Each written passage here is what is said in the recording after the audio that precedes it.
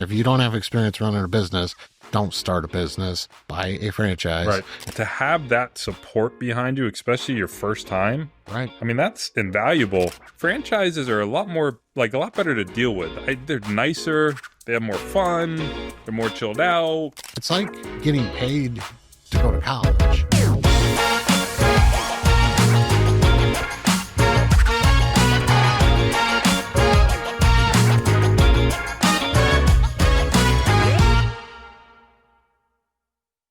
All right, back for another one from IFA in Phoenix. We're at the IFA convention, and I am now meeting with Jason Horowitz of Eventprep. Jason's the first franchisee in the Eventprep network, and we're going to hear from another franchisee. I'm excited because I end up with a lot more franchisors and suppliers, but coincidentally, Jason's also kind of a supplier. So Jason, thanks for joining me on the show. Thank you so much for having me. Yeah, pleasure. Yep, appreciate it. So, tell me a little bit about you, where you grew up, how you started in business, and like what led you into franchising. So, grew up South Florida, and just knew I always wanted to be in the hospitality business. So, going into college, already had my major lined up. Lucky for us in town, we had the number 2 college in the country for hospitality, which worked out great at FIU. So it cost me very little, and I got a great education. I also knew it was kind of one of those, I love people, and I knew they would never fully automate hospitality. So I thought perfect business moving forward, right? So I found out they don't pay you a lot, and they work you very hard, but What was your first role in hospitality? Front desk. Okay. I had dreams. I had my vision of one day becoming a general manager, and I figured operations would be kind of the way to get there. So started at front desk, and from there over 15, 18 years of different job types, sales. I did everything but housekeeping and engineering because I didn't want to work that hard. So keep it to the easier stuff. Fell in love with food and beverage, was in culinary for a little while, and then found myself in the event side of it, which is actually how I met our franchisors, Paul and Steve. They were my clients. Paul used to be with the National Guard, did an 800-person recruiting seminar at my hotel. We met. He approached me about a business opportunity to come work for him with his first company. Just got married. Wife just got pregnant. Couldn't deal with a startup. Didn't want to take the chance to see my insurance. So he was offering you an employed role? Yeah, an employment role with Federal Conferencing, his first company. Said no. Watched him go to Inc. 500's number 2 fastest growing company in the country while I was waving goodbye. No, we kept in touch. We really had a great relationship, so we kept in touch over years. I did some consulting work for him. One day he came to me and he said, "Hey, Jason, I got this great idea. Finally worked together, and I don't have to pay you." And I said, "Yeah, Paul, doesn't sound like a great idea to me." And then he explained the whole Eventprep idea. For somebody that doesn't understand what Eventprep does, what does Eventprep do? So we assist our customers in finding locations for their meetings and events. That's the easiest way to explain it. You're having a conference for 200-300 people. Instead of you or one of your people sitting on the phone, dialing every hotel they can possibly find in the city they want to go to and hoping there's availability, trying to figure out if it works for them, getting the best contract terms, we do it all for you. The benefit beyond taking the time away and the stress from those people, we do it for no charge to our customer because the hotels pay us a commission. So it's an absolute win-win. We don't take away any decisions. We don't do anything other than provide you with the best possible information for you to make the best possible decision. Set up site visits if you want to go. So we really do all the front-end work. Then once we've selected a hotel together, I negotiate the contract terms for you. And all that, like I said, there's no charge to our customers. On the other side of it, we also do full meeting planning services. I've got 4 or 5 a year that I actually do the full service for. Where I met you, Springboard, started working with Lane, who actually was our lawyer for Eventprep. Okay. And that's how we know him. Gave us a call to run that event for him. So we didn't do the site selection because it was already done. He had lost somebody, needed help. So we did all the planning, and now we're doing everything for him. It was a great event. You did a good job. Yeah, it was fun. Some late nights. Yeah. Definitely some late nights. Definitely a social vibe. Yeah. But that's how, like I said, that's how I was able to meet you and a bunch of other people. And it's a great event. It was fun to be a part of. And now this year, at least I get a lot more time to plan it with him because he's not calling me 3 weeks out before it happens. So that's the primary what we do.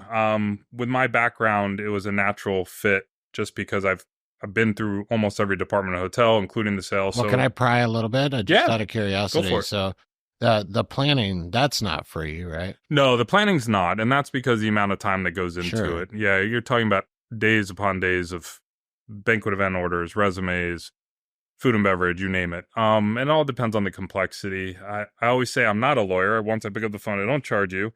And I do a lot of stuff probably that most people wouldn't, and I don't nickel and dime my folks, but it's really doing everything from soup to nuts for you if you wanted that. Like, Yeah, that would be my next question is how much of it do you do every part of it, or do you just put together like options for them? What would that look like for somebody that wanted to throw an event together, right? sure. Have you do it from start to finish, find the location, they give you a head count, and what else do they have to provide for you? So always just your basic specifics to start, right? How many people are attending, how many rooms you need, what does that pattern look like? Is it a 2-day, 3-day, 4-day meeting, etc.? You're doing exhibits, meetings, meals.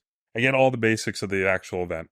Take that and then put it together for you. What I don't do is content, right? I can't do a company's content. I don't Sure. know what you're pushing. I mean, the good thing is I work with probably a dozen franchises. So 99% of the time they follow the same structure. So meeting wise, exhibit wise, that kind of stuff. The content though is different for each one, although they usually standard. Here's your accounting, line. Here's your operations line, and they're all kind of following the same education pieces.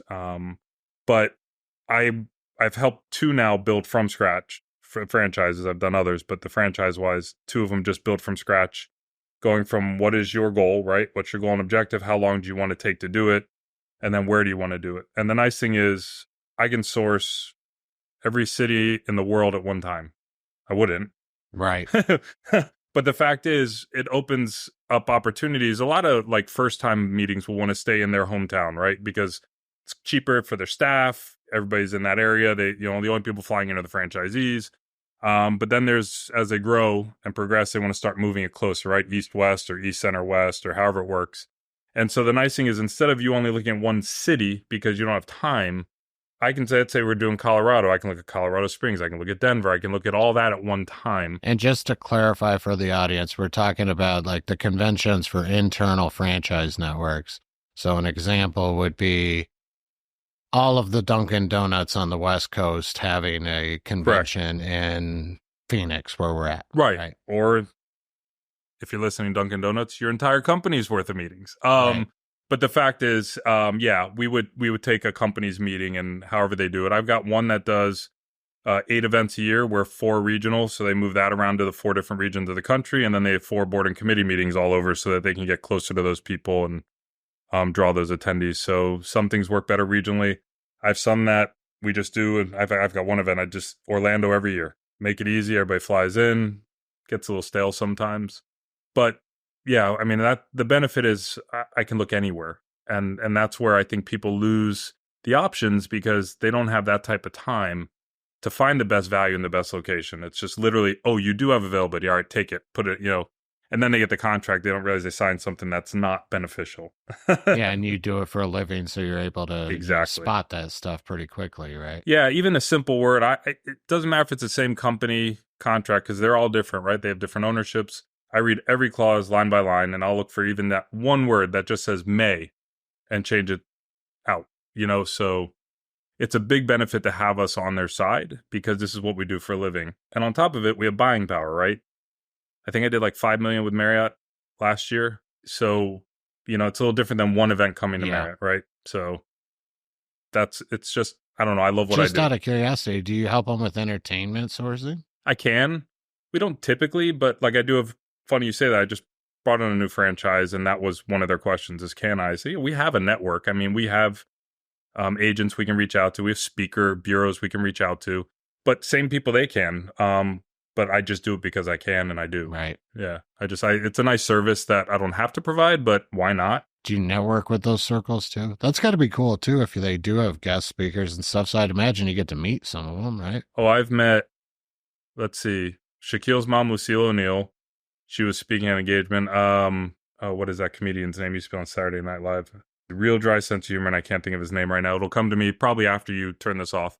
But I got to literally spend an hour with him in my office. He was doing his jokes in my office. I had to print them up. Of course, I saved them on my computer, right? Yeah. I'm like, this is cool. Let's see. sports players, Jerome Bettis, Eddie George. I've met Dwight Howard. I mean, you name it. Hillary Clinton. Not saying I like her. I don't. Just saying. But so there's been a lot of different. Did she smell like sulfur? No, I'm kidding. She was a little too low for me to see. But yeah, so it's a fun business on the hotel side. Now what I do, I don't get to as much because I'm not as involved with the actual conferences. Sure. Most of what I do is the site selection.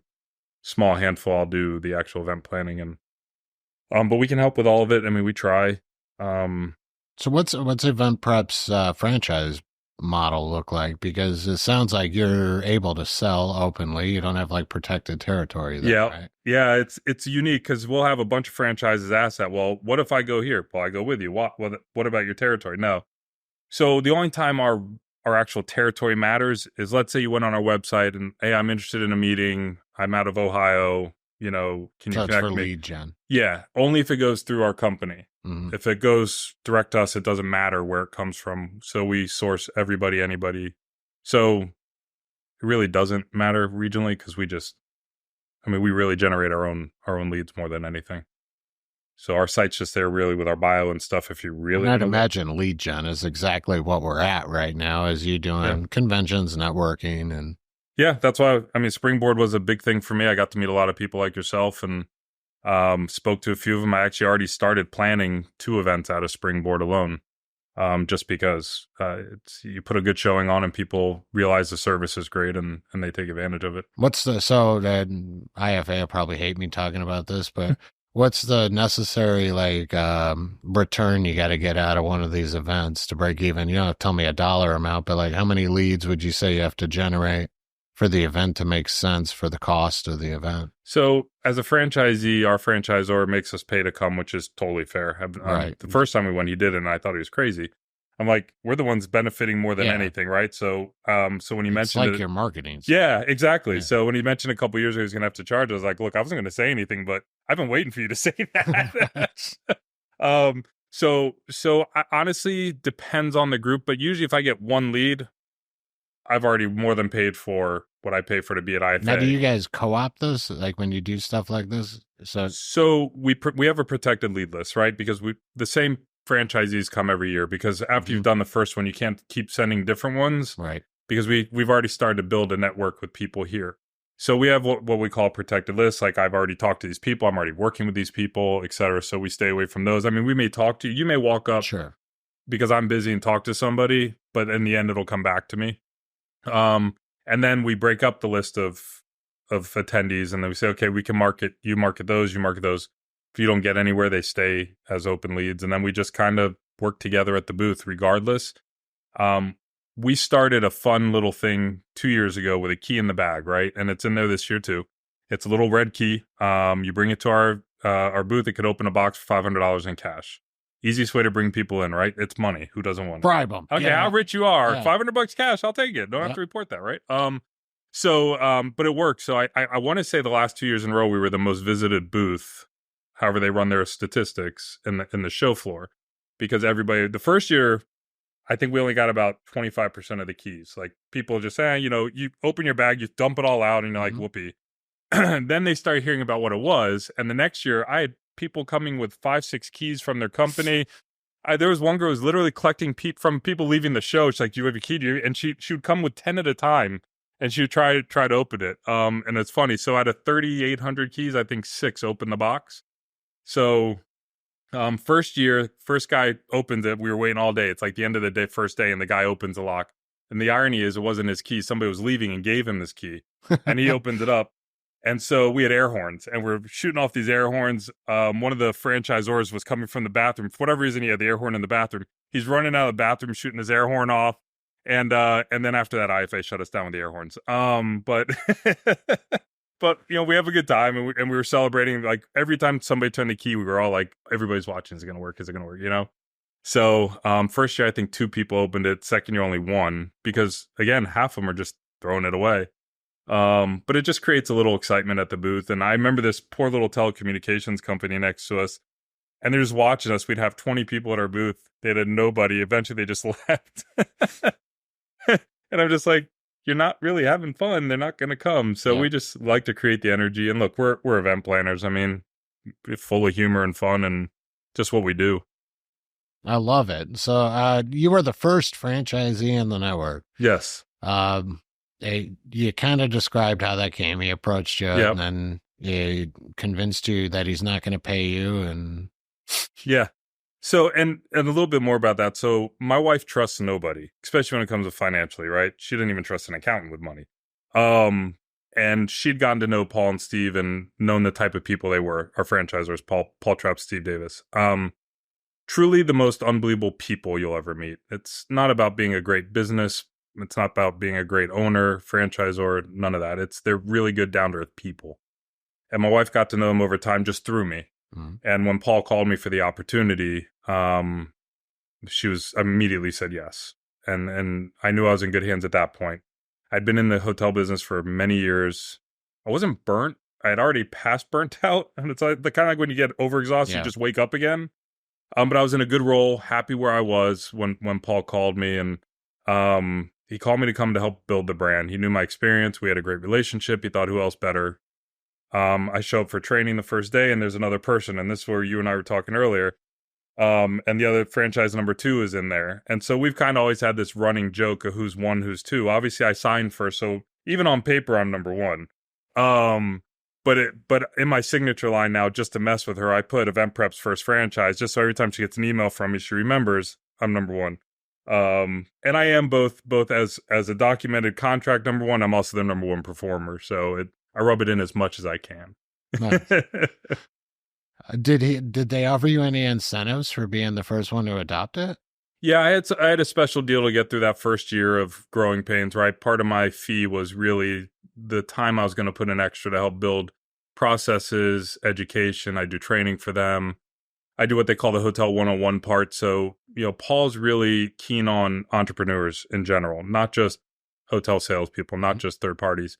People who are driven by business, who have a natural sales ability, but also understand the customer service part. And I want to get back to that in a second. And so what I do is, if I would teach a class, if you've got, like, we at the beginning had a couple franchises that came in that really just didn't have any hotel knowledge, right? They knew about hotels, but so I would do what was called the 101 class, and I would literally go department to department.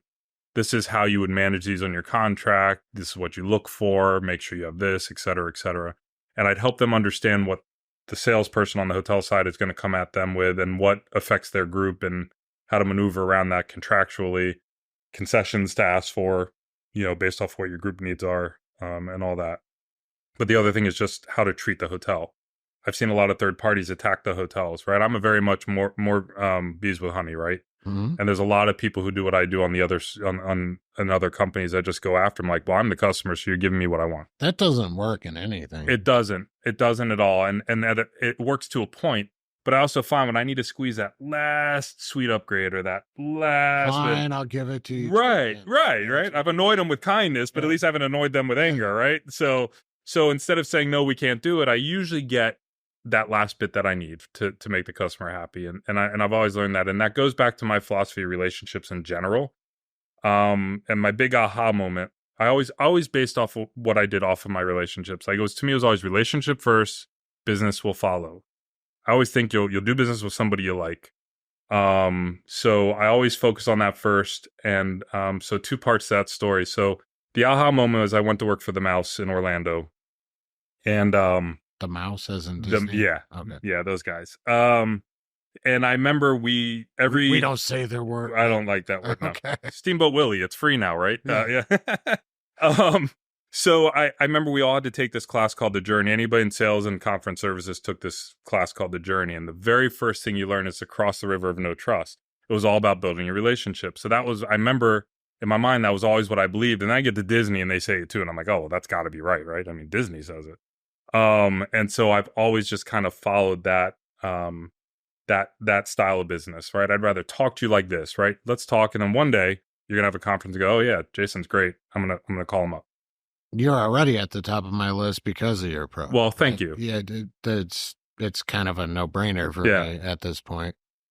And that's what it was. It was the personable conversation. I want to work with people that I want to work with. Exactly, right? I don't really. Very non-transactional. I turn away customers. Life's too short. Right. And it's not all about the bottom line all the time. Exactly. It's you have to enjoy what you're doing. And if they're going to make your life if they add any amount of stress whatsoever to your life, I need to evaluate very heavily. It's the emotional cost of business, right? Yes. There is money, but then there's also pleasure and not, right? And there's folks I work with that it's kind of at a border. Like, do I want to continue this because of the way they are? I just like to have fun. Like, I need somebody who's going to laugh and enjoy themselves, because that's my goal, right? My goal is to take all that stress off you so you can chill out, right? I mean, you shouldn't have to be so tense about the meeting. Like, let somebody else deal with the major stuff while you're working on the meat and potatoes, and there you go. It's a happy marriage. And so that's just always how I've operated. In fact, I actually, long time ago, I was a catering salesperson, so just really selling one-day events for a hotel. And I remember I had this knack for knowing when I got a shop call, right? They pay somebody to shop us, make sure we're doing our job. They had like a 3-page, double-sided list of questions. It was so robotic. And I'm sitting there looking at it going, I'm not going to ask all these on a phone call. I can't. Take me 3 hours. So I remember I get this call, and I'm chatting with this person, and I get the major stuff, like name, dates, like the real basics. Within 30 seconds. Info. Yeah, the 30-second relevant info. And if I got it on, we just start talking about our dogs and life and all this weird stuff. And I hang up the phone, and I'm like, oh, crap, I just got shot. Because I started remembering, she started asking me a couple questions in between here and there. Yeah. And I'm like, yeah, that's not good. Because I knew I didn't even touch that paper. So I go to my boss's office. I'm like, hey, Gail. She goes, hey. I said, I think I just got shopped again. She goes, well, how'd you do? I said, I bombed it. She was like, in a good way? I'm like, no. Nuclear bombed it. I said, I got space, rates, whatever. That was it. She goes, all right. I get a call a week later from the person who ran it at that time. And she goes, hey, Jason. I'm like, yeah, I know. She goes, what? I said, I got shopped. She goes, yeah. I said, I did bad. She goes, no. I said, what do you mean? She goes, you got the best score ever. Like, literally hit a historic mark in the company she gave me credit for everything I didn't cover just because of the conversation. It was just the relationship I built within a 30-minute phone call.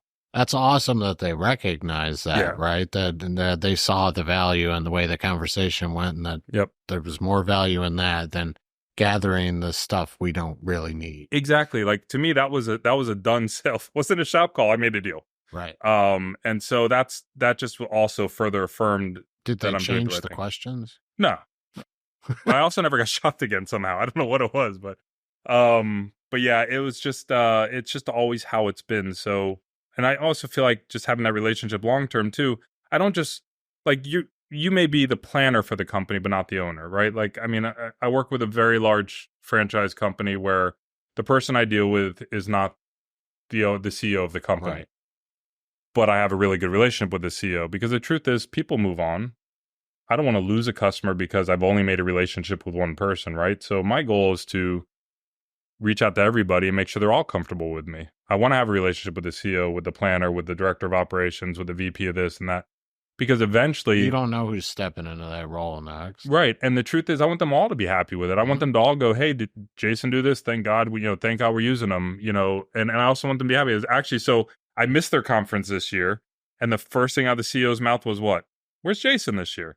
I was on a cruise for my birthday that my wife surprised me with. He didn't know that. She did. But it was so funny that he's asking for me, because that's the one thing I'll do is for certain conferences that are large and complex, I'll show up for the first day. I'll give you a helping hand. Like, what do you need? I'll run around for you. Like last year, I was running around with signs for him and easels. He had 20 easels. He kept moving them around. I'm like, all right, buddy, we got to figure this out. Like, where do you want these easels? But that's what I do, and that's why he likes me. And so being able to interact with those C-suite leaders and making sure everybody in the company is comfortable with it, it's what I like to do. A lot of times it's a collaborative decision anyway, right? Yep. You might have an event planner in the company that handles the event, but they're gonna give feedback. Absolutely. The CEO, if they show up and the event's crap, they're definitely gonna say something. Right. Because also, guess who the easy scapegoat is? Right. The guy who doesn't work for him. Default's always going to go somewhere else. it's just important to me to get to know everybody. It's relationships. It's everybody. Like to me, it's a family environment. Let's all get together. Let's all have a quick laugh, a quick drink, a quick whatever, but let's do it together. Because in the end, it's like you said, it's all together, right? I mean, it always runs up to the president and CEO. How did that conference go, right? Did he bring value or did she bring value? And so it all starts with the right place. I mean, if you got an event where you've got a VIP structure to it, right? You need to present the nicest bits and the nicest hotels, or at least the service. I'm not going to put you in a Days Inn, right? I'm not that I would anyways, but the fact is I could put you to standard downtown Marriott property, which is good, has everything you need, but nothing wow. Or we can go to Arizona and go to, La Quinta Resort and all of a sudden you've got all the bells and whistles, full resort, it's beautiful golf course, etc. So, it all just depends on what your goal is, right?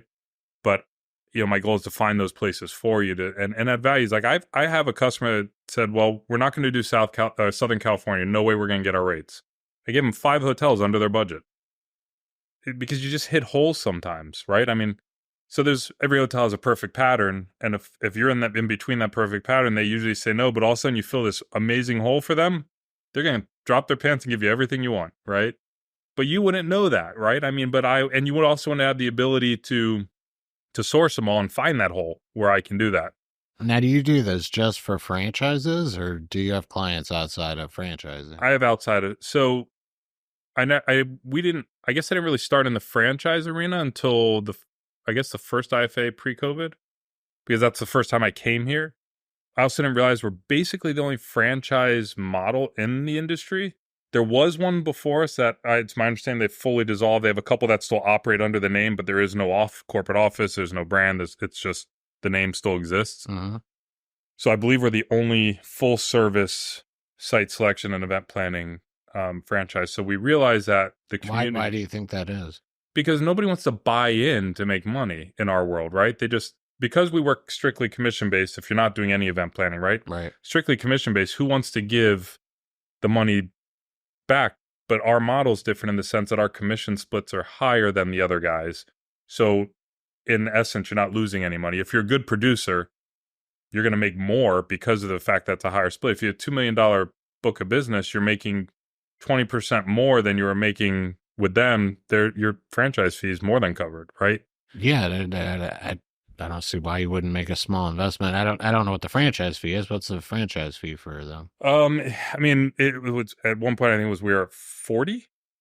So it's kind of like the average now across the board. So if you book $2 million and you're making 20% more, that's covered, and everything else you make is gravy. If you're a good producer like myself, I mean, that's really nothing. That's like a benefit just to have the additional support. One thing Paul always says, you're in business for yourself, but not by yourself. And you've probably heard that term before. Sure. It's a big thing he always says, because our office supports us so heavily, giving us the opportunity to come to IFA, and realizing as a marketing option to come to IFA was huge. Buying a booth, we buy the sponsorship. Our names are on everybody's lanyards. Gives us the ability to put the key in the bag, push notifications, right? So it gives us more that's marketing. What I was asking you earlier. So you guys have one booth, right? Yeah, we have a booth. But because it's split, how many franchisees are chipping in? So that's got to bring down the cost of the event itself. Right? Exactly. But then there's I can't remember how much I don't know how much we put as far as sponsorship to IFA to get everything. Mm-hmm. But that obviously comes out of the marketing budget on their end and all that. But giving us this opportunity is huge. And so that's where I started putting more of a focus on the franchise world. Because I also find, just in general, franchises are a lot better to deal with. They're nicer, they have more fun, they're more chilled out, they're more organized. Like, you should see some of my planners. Some of them I just sit there, I hang up the phone, and that's why this is all missing up top. Because I'm pulling it out, like, I can't believe it. But I find the franchise world has just been so much more of a pleasure to work with, right? So I've just, every year I come, I usually pick up 3, 4, maybe 5 new customers or potential new customers when I'm here. And it's because the other thing is I find a lot of franchises don't know we exist, right? They have no idea who we are and what we do. And then they get the opportunity to talk to us. They come literally running with that key, right? They're like, who are you? I got a key, right? And when we talk to them, like, you do what? Oh, that would help, right? It's always, that would be a huge help. Yeah, because Mary, my assistant, is doing that right now. I would love for her to do her work all the time and not this, right? Mm-hmm. So the existence of us to make that known at this conference has led to a lot, but it's just it's a better community. And I find we tend to like to work with each other, right? We understand each other.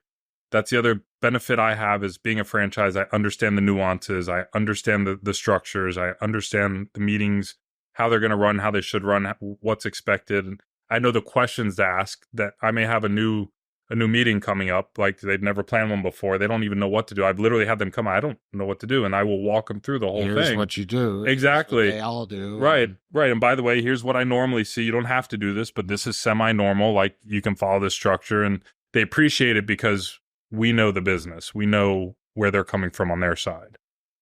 Yeah, that's highly valuable to a franchisor, especially a newer one, right? Absolutely. What are the size of the networks that you usually service? Is it all over the place? It's from 10 to, I think my largest franchise event is near 1,500 people. Okay. Now I also operate with kind of more the umbrella brand that has 15 brands under them.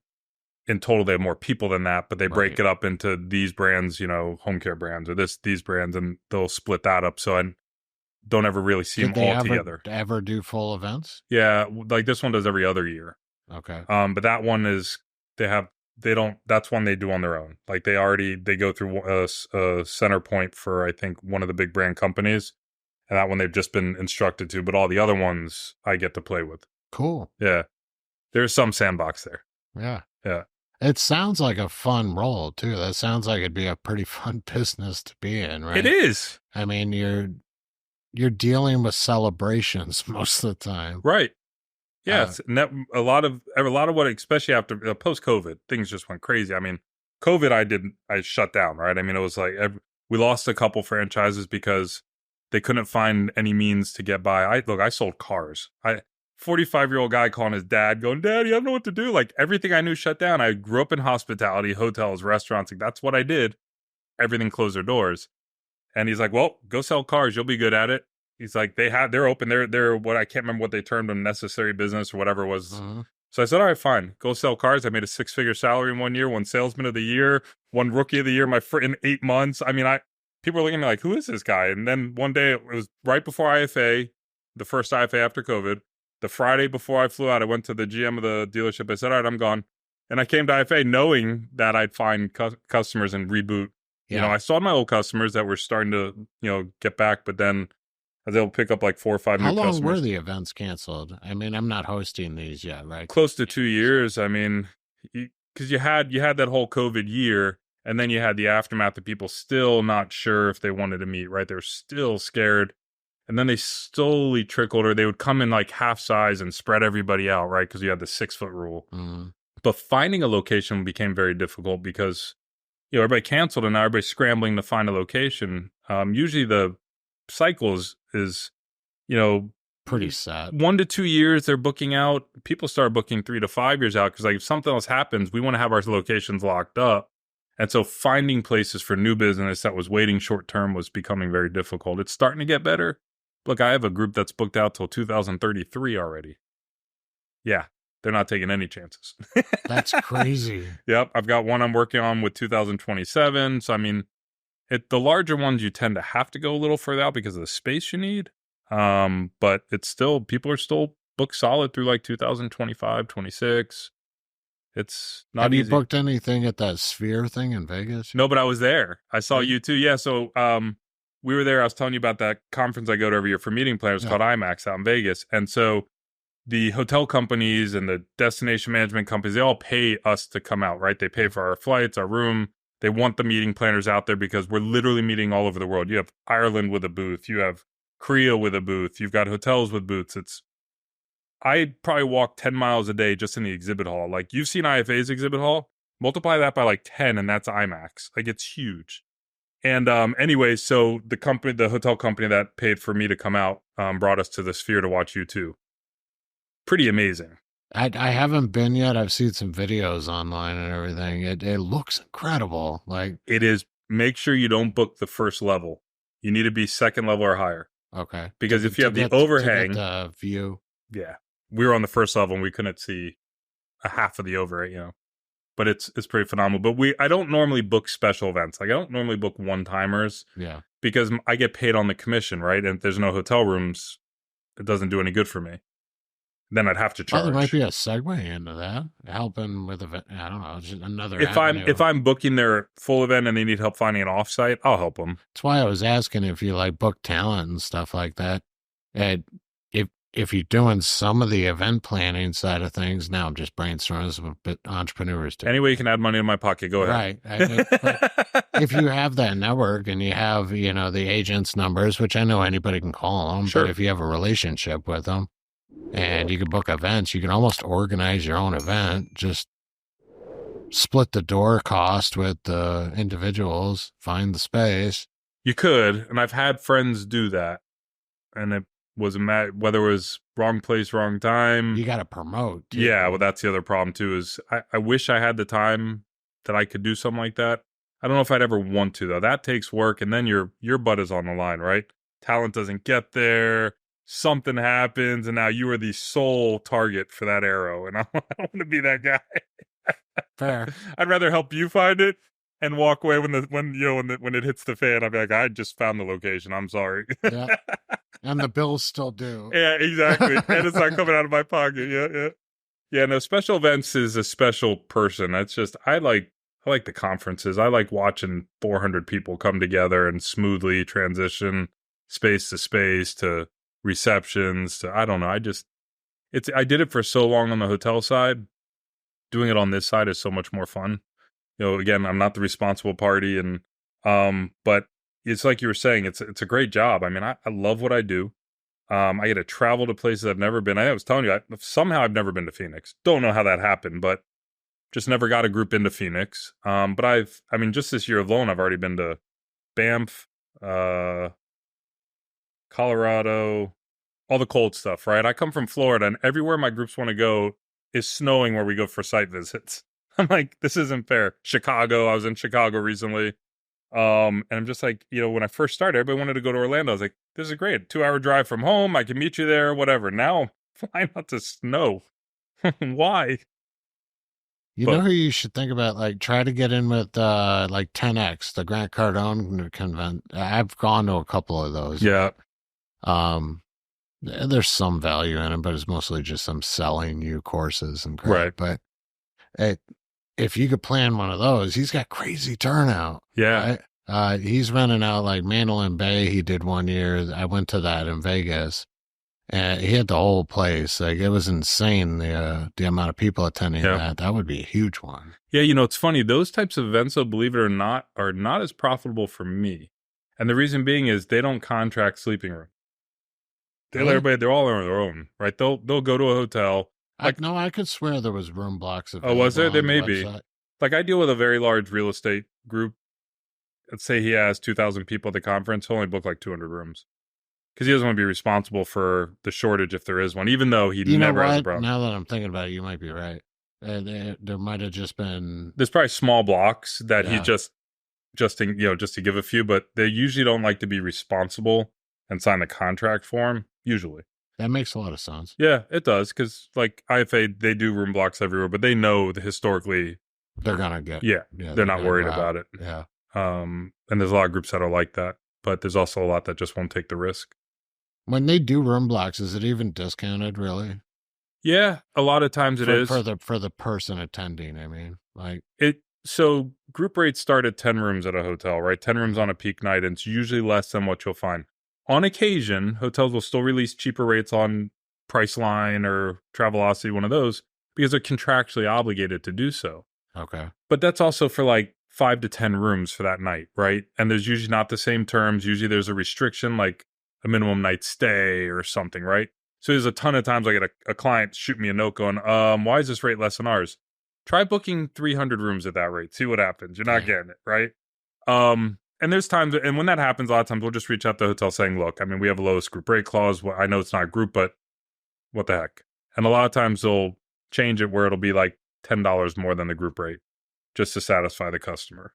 But it does happen. I was just curious about that. Yeah, it happens a lot. There's actually groups that get poached too. You have fake travel agents that will call a big group that they know is coming, like an IFA type of group where it's a citywide. and they will literally start trying to poach attendees and say, oh, we get you a cheaper rate and blah, blah, blah. And then all of a sudden you pay them the deposit and guess what? Really? You don't have a hotel room when you get there. So there's people who target the industry as well. But that's why we're here, is to help protect them from that.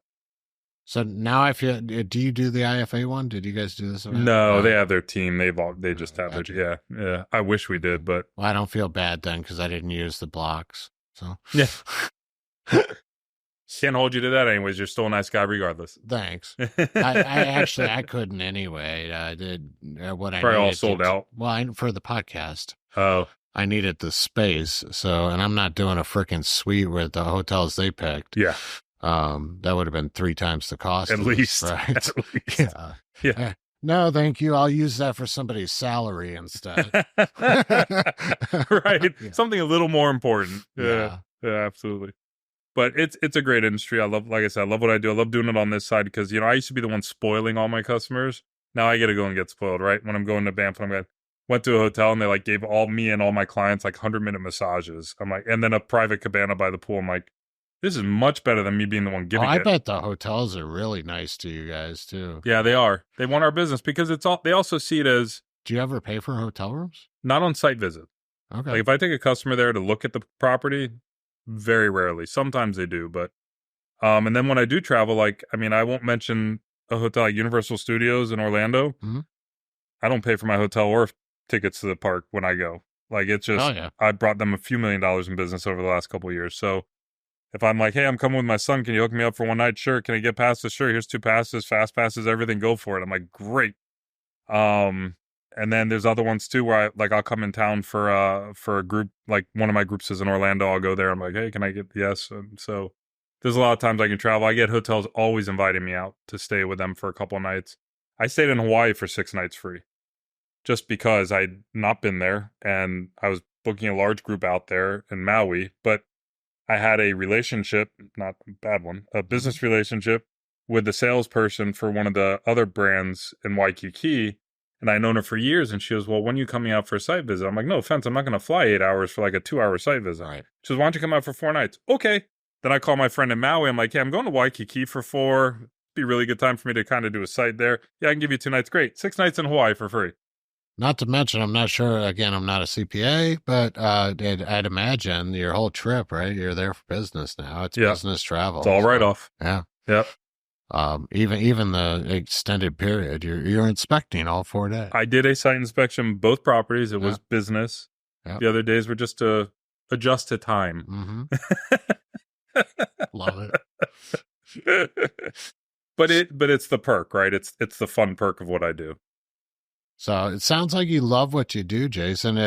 You and I were talking off the show or a little bit earlier. Well, what's next for you, though? Do you plan on doing any other types of investments? Do you see yourself moving into other areas of business? Or yeah, I've looked at it, and I will put a disclaimer: this is not for brokers to start calling me. I have considered branching out to another type of franchise and kind of spreading my wings that way and owning multiple franchises, both my own and then another, which would be more of a gift to my wife, so she can run it for me. But do you have a direction you're thinking?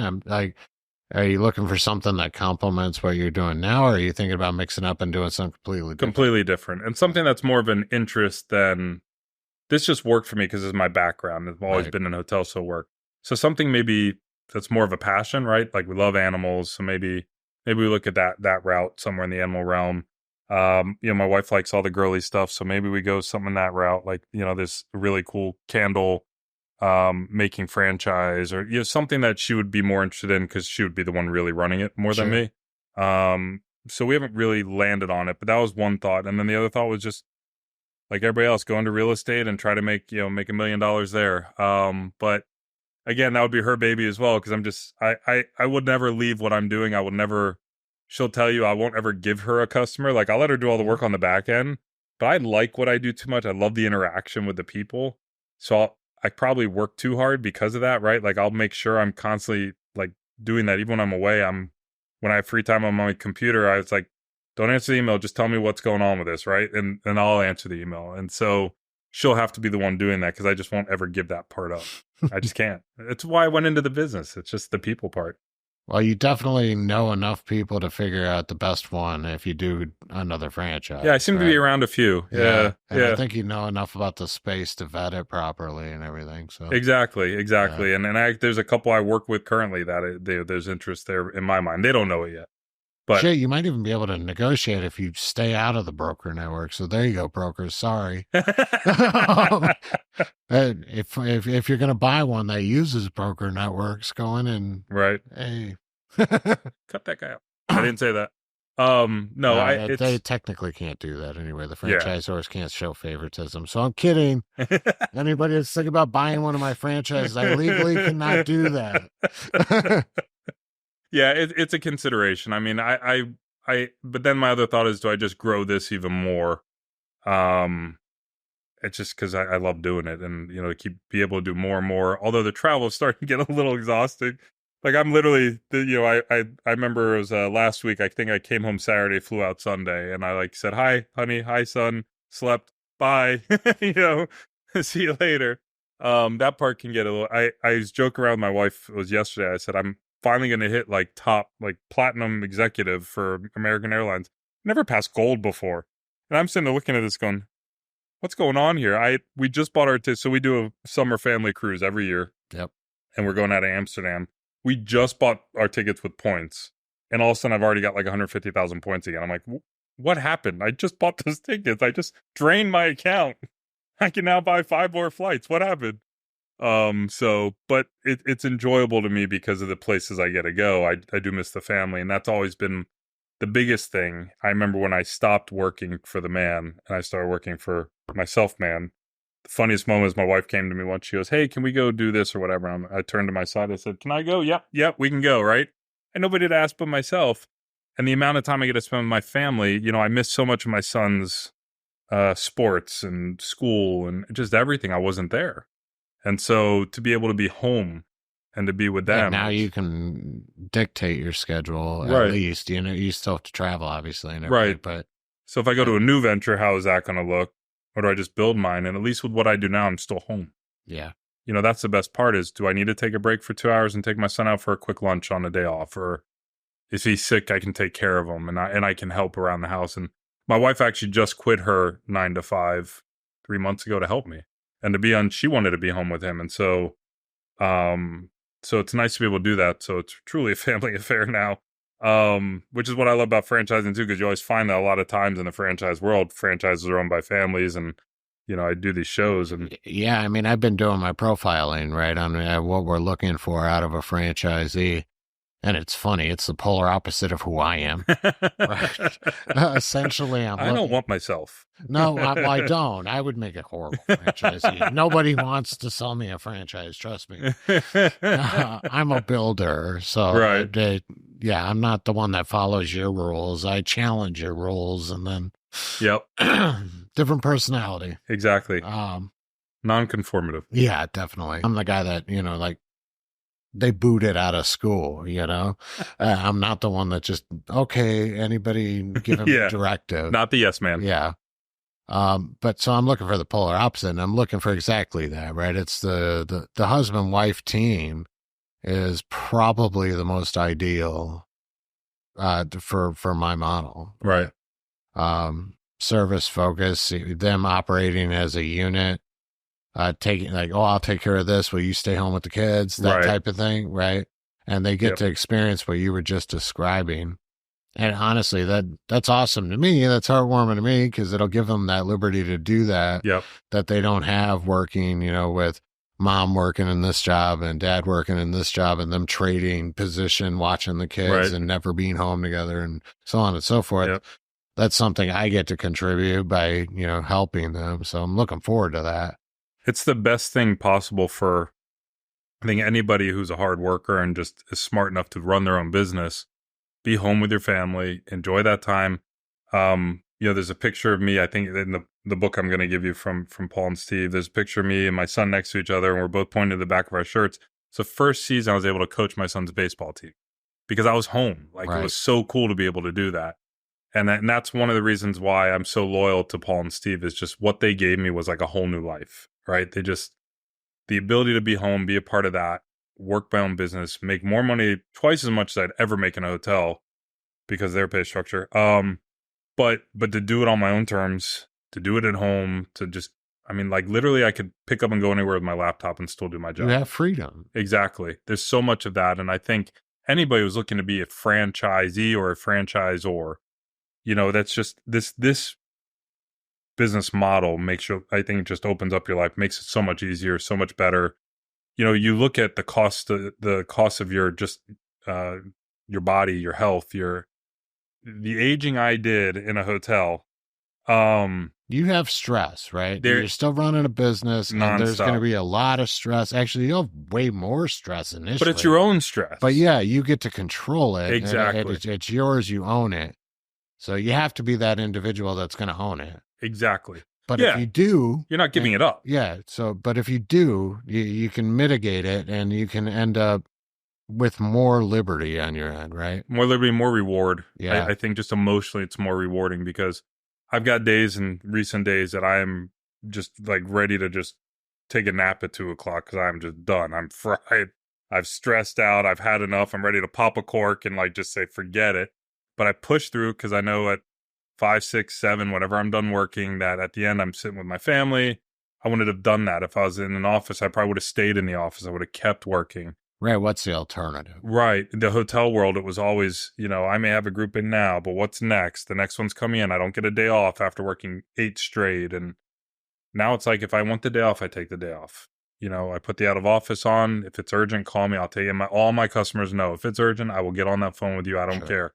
I was in Hawaii working. I was on cruise ships. I don't sleep when I'm on vacation. So at 5 a.m, I'm sitting on the cruise ship typing away, whatever I can do to get that stuff done. So I don't ever fully disconnect, but I can, and that's the difference. If I want to, I turn it off. Yeah, I'm in the same boat. I pretty much treat it the same way. But I do disconnect occasionally. You have to. Yeah, there are a few of those times where it's literally no, there are no calls coming through. Yep. There's that's important to do from time to time. But yeah, even when I go on vacation, most of the time, I'm still checking our Slack channels. I'm still at least monitoring from a distance. I may not engage, right, but I'm still keeping a pulse. It's that high level view. Like, is it going right? And for me, it's the events. I mean, I'm usually less stressed if I don't have anything going on. Like when I'm on vacation, right? If I have an event going on, then I'm watching, going, all right, please tell me the hotel doesn't mess up. Please don't mess up. Please don't mess up. And I'll look for those. But yeah, I'm usually a lot more disconnected, where when I used to go on vacation, I felt obligated. And now it's just. Well, in your industry too, you probably have stretches where there's absolutely no events. Like you got the holidays, right? Yeah. I'd imagine there's absolutely nothing between Christmas, Thanksgiving, Christmas, and maybe New Year's. Well, most people don't do New Year's anyways, because you've got closing of the years, and then nobody meets year end. You can usually, like, you go to Florida in the first week of January, you're gonna get the best rates you ever can, because nobody's traveling. Yeah. New Year's is dead period. Christmas is fairly dead. So you actually get your holidays just handed to you on a silver absolutely. Unlike before, where heck, I mean, if you have a German group coming in, they don't care if it's Thanksgiving, they're going to meet. They don't celebrate it, so it's fine. Right. Or you're working all the way up to it anyways, and because you're getting ready for the one that's coming in after the holiday. And so the freedom you have, this like we were saying, the stress you build is your own stress, and it's easier to control when somebody's not putting that stress on you, you're putting it on yourself. And then the freedoms, the holidays, the weekends. Like if I want a weekend, I usually get weekends like where I don't have to do a thing. I'll monitor, but I usually don't have to do a thing. Or I can handle it later. I very rarely get the emergency call on a Sunday, right? It's so, it's brought such a difference in my lifestyle. I mean, I remember one month, I think I had a half a day off in February, one month in Orlando, because of season. Like you just kept going. Yep. So I always recommend anybody own your own business. If you have the right mindset and the ability, just do it. Some of it you figure it out. There's stuff I've figured out. Like we were talking earlier, like I realized I am not a money guy. I'm hiring the CPA. I'm hiring a payroll company. I don't want to deal with it. Don't want to think about it. You focus on what you're good at. Exactly. You focus on your strength, and you hire for Hire everything some, right. else. Exactly. That's what you do, right? You if you're strong at it, you do it. If you're not, find somebody who is and do it for you. And that's what I do. And it's worked for me. I'm not a huge business, but as what I do, I've got an amazing book of business. I'm doing very well for myself. And it's all mine. And that's the big difference, right? It's all mine. There's nobody there. Do you ever question doing a franchise versus starting your own business? I always push people, and I bring this up in the show all the time. And I keep telling it, if you don't have experience running a business, don't start a business, buy a franchise. Right. And I say it over and over. And people, I have friends. I have a friend that's starting a business right now. I'm not going to go into specifics because I'll probably piss him off. I'm actually going to see him soon. But he's starting a business. Do you know how many times he's called me for advice? None. Once. We've had one phone Is that the one that said, should I start a business or buy a franchise? No, but he decided the type of franchise he wanted to do, and he was going to purchase, or I think he did purchase an existing business, very, very small business. Regardless, he has full access to ask me anything at any point. And he doesn't. And it would be just 100% just me helping him, right? And we've had one conversation, and he has now quit his job, and he's out on his own. Again, I'm not going to go into all this. He's probably going to end up watching this. Yeah. And so I don't know. I don't even know if I should talk about it. But that's what I told him on the phone. I made suggestions. I even told him I can help you vet because I'm not the right franchise for him, and I'm not selling where he lives. So I'm like, I'll help you vet him. I'll help you find him. And he's capitalized. The guy nice to have a hand like that reach out to you. And he has he's dating one of my best friends. So that's how, she was like, call him, and anyway. But that was the conversation with it. And I tried to steer him in that direction with franchising, and he's capitalized for it. He had money put up. I'm not going to go into his finances and everything. But he was in a position where he could easily go get an SBA loan and buy a franchise, be fully capitalized, and, start it with systems and support where they would guide him through it. And honestly, I don't know if he weighed that seriously or not. And I don't understand why so many people, I don't know what it is. Is it the royalty? What throws them off on the... Well, so I think part of it is if they think in their mind they want their own business, they don't realize owning a franchise is basically owning your own business. I think in their head, some people think, well, I'm still working for the man, where you're really not. You're abiding by certain rules and regulations that are set forth by the brand because they have a standard to help protect you and the brand. Right. So, but you don't work for them. Do you report to them? Sure. They want to know your financials. You're paying royalties, et cetera, et cetera. But to have that support behind you, especially your first time, right? I mean, that's invaluable. I mean, for me, I've never considered going on my own for two reasons. One, primarily relationship and my loyalty to them. I would never do that. But the work that it takes to get your own, I add a number to collect commissions, to do this, to do that, the marketing and all. Why do I want to deal with that when I have a central point doing that for me? It's worth the royalty. Yeah. Right? Like for me, I mean, I can make significantly more money if I didn't, but to have that kind of protection and support and what they did for me and change my life, I would never do it anyways. It's not worth the money I would make with what I have with them. Now, if they retired or they decide to sell the company, The thing is somebody going into business in my opinion, right? Somebody going into business for their first time, if they're looking at it as they'll make more money if they do it on their own versus they won't. No, they're wrong. No, because they'll pay twice as much for all this stuff because somebody didn't have the bulk purchasing power, have it already streamlined for you.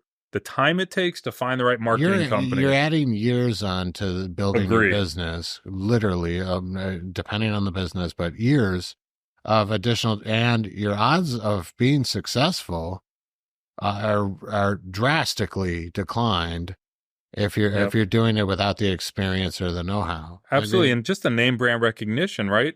You can open up, I won't say any brand names. Let's say you open up a fast food hamburger place. Right. Where are they going if you open up next to the wrong one? Mm-hmm.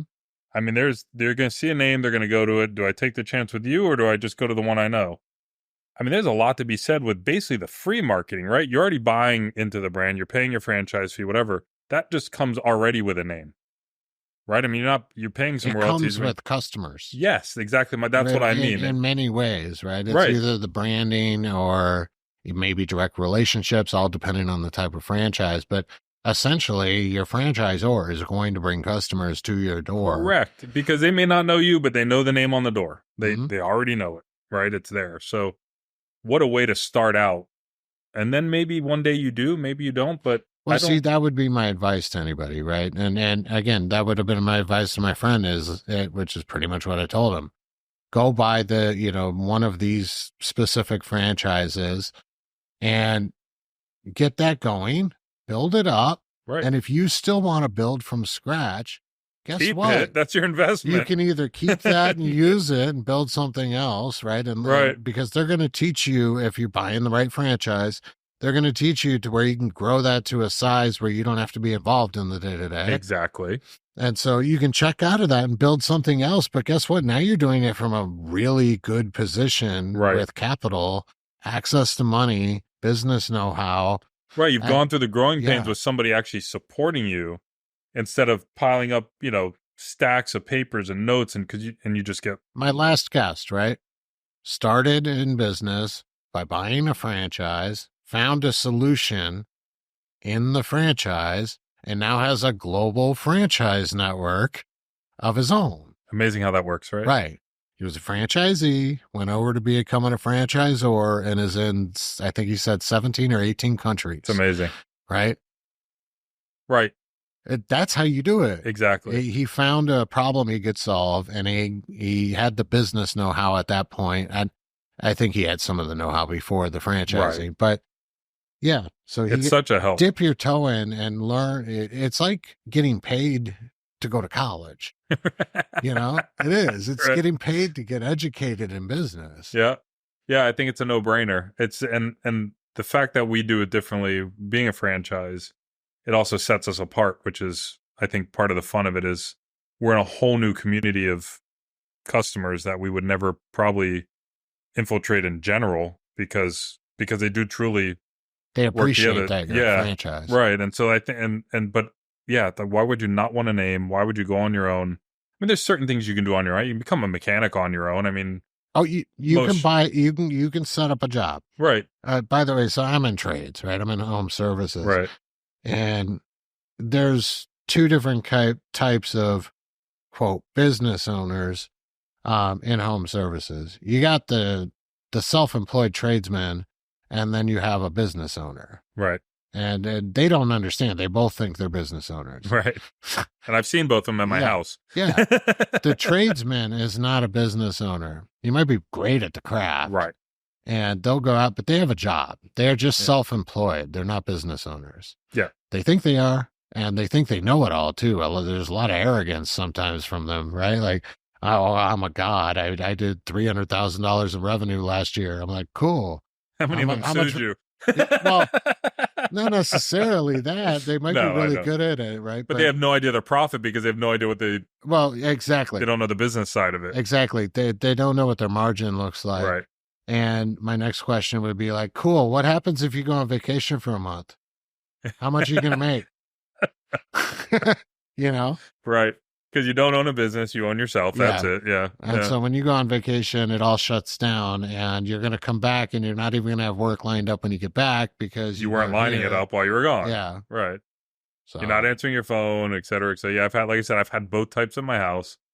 Yeah, I just think it's such a benefit to go franchising route in general. It really is. Because they teach you to own a business. They do. They bring you out. They give you everything you need, the tools, and they're in constant contact. And when they're big enough, you're getting there. You're ready.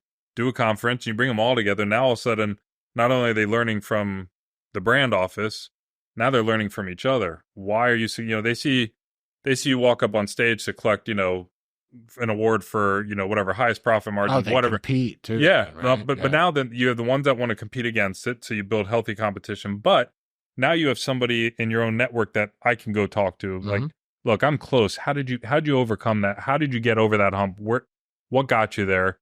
I can't wait to show how I built that out in the model. There was a lot of thought that went into how we structured that stuff. That I have I have things like relationship managers in my local market that are going to help with prospecting for them. So they're going to help bring leads right to their door and negotiate deals between the different franchise brands. That's awesome. The fact that when they open up, they get to collaborate together in a market.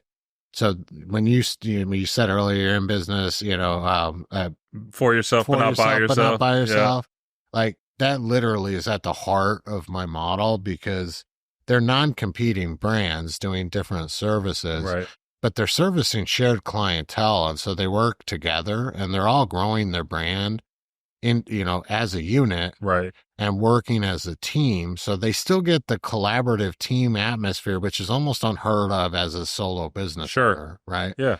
You still have that collaborative of everybody trying to build each other up. At least that's the vision of it, right? And so when they look for guidance, you'll have your senior people. Yep. An example. I have 4 brands and, again, different services, but say the first one in the market turns out to be janitorial, and they're established in the market for, say, 2 years, right? When the painting franchise opens up 2 years later, they're going to be right with this person opening it, and they're going to be communicating with them regularly, right? There's introductions to the clientele. Think of all the value of adding learning the service. Market. Who's in that market? What are the customers that are there? You've seen them, you've heard them. Yeah. And it just goes from there. Sure. And then when the market gets saturated with the franchisees, they're all going to a weekly lunch or whatever, because they're all local. They get face to face. But how valuable is it to learn from, even though they're different brands, right? They fall under the same umbrella, but to be able to call that owner to say, okay, I'm opening, what do I need to focus on in this market, right? What made you successful to start, so that when I get there, I know at least the direction I need to take, right? It's even better that they're non-competing services, that they can really learn from each other in every market they open up together. And I mean, it's invaluable. If you're a single business owner, you can only hope you have a friend that could help you and really some insight. Right. And how good is that information? You can't validate that. When you have a business, you have true success on paper. It's right there. Yep. Yeah, so it's amazing. And I can't wait to show it. So anybody out there, if you're interested in purchasing a Refresh franchise, refreshfranchising.com. You probably heard the ad during this podcast. Refresh, man. Yep. Oh, you've heard. Okay. I've heard it. Yeah, not at this podcast yet, but I will. I gotta mix that one up. I think I gotta make a shorter version. I think it's too long. At least the middle segment. Yeah, it's not too bad. I never sat there going, all right, are you done yet? Yeah. No, I haven't yet. Well, you will, because it's on every episode. That's another reason to mix it up. Yeah, it is nice to have something different. I will tell you, when I watch Hulu and I'm streaming something, I get that same damn Ford ad over and over again. I'm like, all right. I know, or a Dove commercial or something, right? Thank you. Okay, I've seen the puppy or the baby or whatever 300 times. Yeah, I've got 2, the Ford and the Progressive ad. They give you 3 options to select, but I've already seen on everything streaming. Yeah, exactly. So, but you get 3 options, although I've seen those 3 options 40 times. I'm like, give me some more options. So, Jason, the book, I want to make sure we mention the book that you were talking about you were going to give me. Do you know the title of the book? It's Prep for Success. Prep for Success. Yeah. And the author? Paul Trapp, Steve Davis, the 2 founders of Eventprep. So I'll make sure I take a picture when I get the book, and we'll put that on screen for the audience. That'd be awesome. Yeah. They were amazing. Amazon bestseller when it came out. I'm in it, so it makes it better, right? I mean, you get a good couple pages of me, but it's kind of my story and how I came through life and met them and just became successful because of them. I appreciate you coming on the show. Do you want to tell them where they can find you and, give a little shout out for Eventprep? Yeah, that'd be great.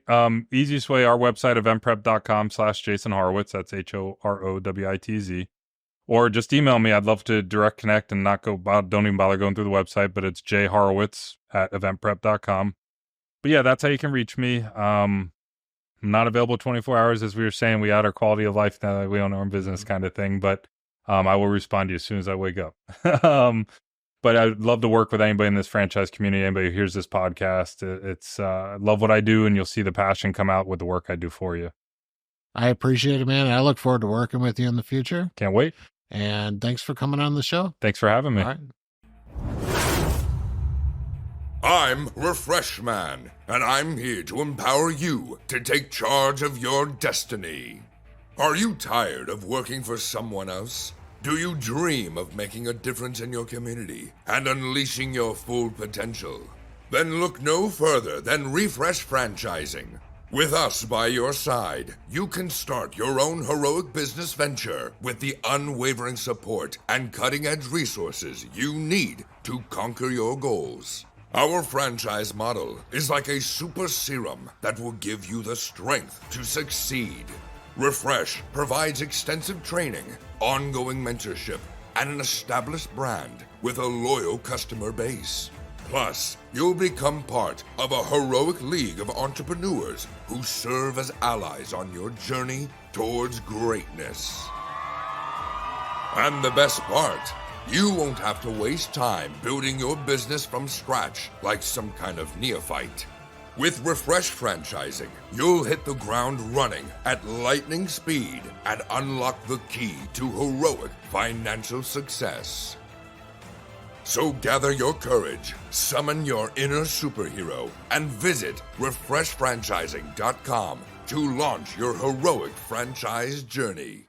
Always remember, together, we can achieve greatness.